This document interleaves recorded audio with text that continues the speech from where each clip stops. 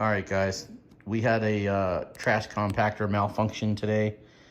The door was partially open when the compactor was started, and it came down on the box that holds the trash. So if you don't know how to repair these, I'm going to kind of walk you through what we did to fix ours, because to replace one is about $1,000. So this top gray panel that you see right here, 3 screws on the bottom, 1 screw on the top, that's where the motor is housed. If it's a motor issue, you can buy a replacement motor for about $100, and there's only 4 screws holding it underneath this tray right here. So I took that off. The motor looked good. It wasn't burnt out.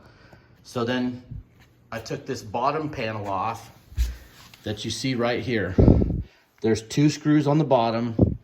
There's these 3 screws on the top, and then this lid pulls off. Once you pull that lid off, you're gonna see 2 plastic gears and what looks like a bicycle chain on gear pulleys. That's what controls the screws that drive the compaction mechanism.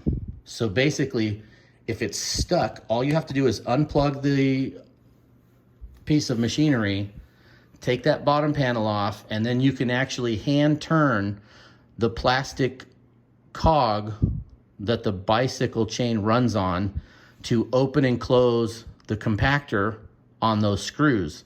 So if it's stuck in a down position on your trash can, you just take this bottom panel off.